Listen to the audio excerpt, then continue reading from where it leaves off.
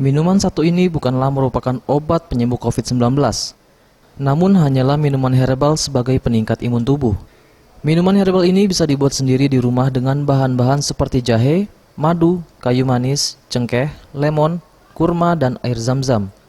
Rebus 1,5 liter air, kemudian masukkan 7 batang kayu manis seukuran jari, sesendok cengkeh dan jahe sebanyak 250 gram yang sudah diiris.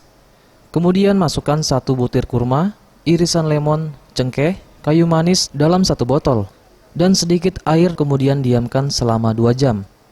Setelah itu campurkan rebusan tadi dalam botol yang sudah didiamkan selama 2 jam dan bisa langsung dinikmati. Kirana yang juga salah seorang penyintas COVID-19 membuat minuman ini sebagai ikhtiar untuk bisa sembuh dari virus COVID-19 yang sedang melanda.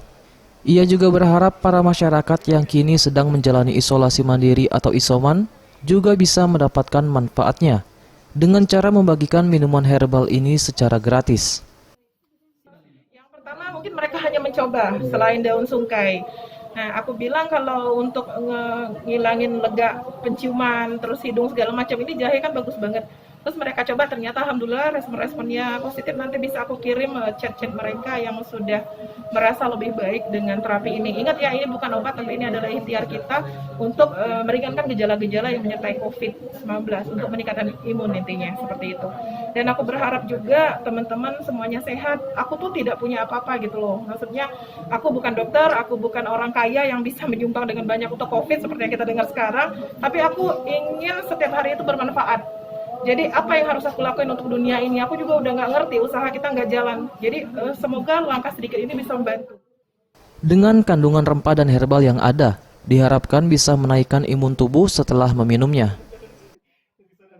Ini minum untuk meningkatkan imun, supaya imun kita lebih sehat lagi di masa pandemi seperti ini.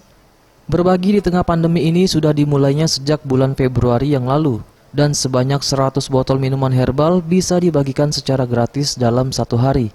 Terkadang dirinya dan suami membagikan langsung di depan rumah warga yang sedang menjalani isolasi mandiri. Eza PM, Sriwijaya TV.